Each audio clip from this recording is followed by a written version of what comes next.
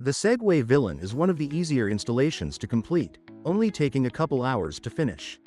All connections are plug and play, and the only drilling required is for a few screw holes for mounts. When complete, your radio will be mounted to the side of the center console. The rocker switch controls for your intercom will be mounted in the dash as shown here, and the main intercom body will be mounted up under the hood. For this installation, we opted to install a master power switch for the radio and intercom.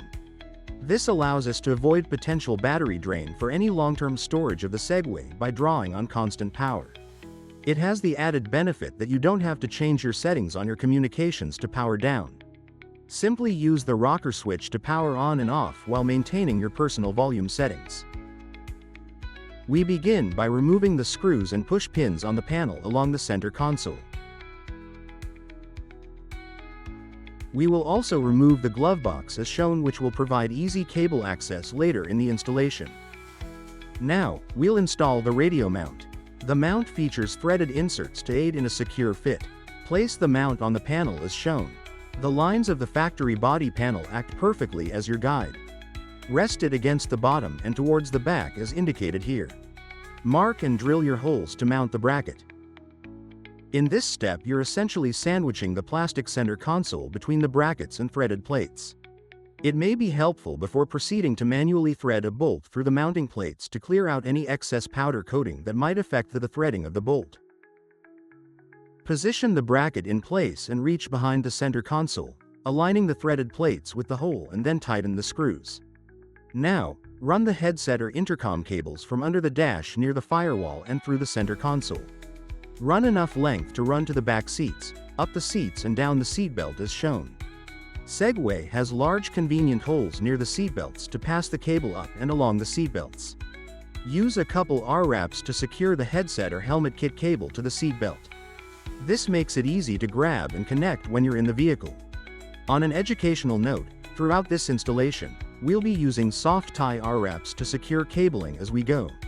Soft tie R-wraps are a reusable, trimmable cable tie that's easy to adjust and reposition. The hook and loop design keeps your cables secure and prevent pinching, crimping, or over-tightening of critical communications cables, commonly associated with zip ties. Next, Segway offers easy access under the floorboards to secure cables, which must be part of your installation process. We want cables secured away from the driveline, radiator hoses, and any component which could damage the cables. Use R-wraps to secure your cables up and out of the way. Attach the rugged ready cable to the back of the radio as seen here. Install the radio into the mount and be sure to add the power and 5-pin extension cable to the radio. Next, let's install the rocker switch intercom. Simply pop off one of the available rocker switch covers on the dash and feed the cable through, ultimately securing the rocker switch in place with a firm push until it clicks in place. Reminder: we chose to install an optional master power switch. If this is an option you chose as well, simply pop off the rocker switch plug and feed the cable and switch into the hole like we did with the intercom switch. Feed the cable up under the dash with your other cables and follow the included instructions to connect to inline power with your radio and intercom. Installation of the passenger PTT is fairly straightforward. Secure it firmly with the Velcro wrap and feed the cable through the dash. The driver side PTT mounts to the steering wheel as shown here. Be sure to leave plenty of coil cord to flex and move with the rotation of the steering wheel to prevent tension on the cable. Secure a decent length of the coil cord as shown using an R-wrap under the steering column. Again, this is to provide enough cable length to flex and stretch when needed. In addition, we want to add a strain relief to the driver side PTT. This essentially gives us just a little more insurance to reduce potential strain on the cable. Detailed instructions are included with your PTT on how to create a strain relief. To begin, we first remove this top cover along the dash. There's just a couple screws and a few tugs required to pop the panel off. With all cables now in place from our previous steps, feed the radio, intercom, PTT, headset or helmet kit cables up under the dash as shown. Segway has convenient access under the dash shown here to feed all cables through. With the glove box removed, it's easy to reach in and pass the cables up under the hood. With that complete, let's get the intercom body mounted. Before we dive in on the snap mount installation, it might help to give you a visual outside of the vehicle how the intercom mount works. We will use the 2 bolts that came with your intercom and slide them into the channel alongside the intercom. The edge of the mount slips into the channel alongside the intercom, holding it in place as seen here, while the screws on the opposite side secures the intercom into the mount. Tighten the bolts on the intercom with a 10mm wrench. The snap mount allows us to mount the intercom body virtually anywhere and in any position. As shown in the video, locate the left edge of the body panel under the hood. Again, the contours of the factory body panels make it easy to locate and mark your holes for drilling. Do just that. Secure the mount in place as shown. Then, place the intercom into the mount and secure it in place with the nuts as shown in the previous clip. Next, we're going to install the active filter. To begin, first connect the ground wire to the bus bar shown here. Now, we need to run the driver's side push-to-talk cable to the intercom. To do this, remove the black body panel as shown and pass the cable through the factory hole in the dash and connect the PTT to the intercom. When complete, you can reinstall the body panel, but don't over-tighten the screws yet. We need the body panel a little loose for an upcoming step. Now, locate the center of the body panel seen here under the hood, peel and stick the active filter in place as shown. Connect the leads from the active filter to the power leads on the intercom and radio. Then connect the headset cables, PTT cables and power cables to the intercom. Connect the rocker switch to the back of the intercom.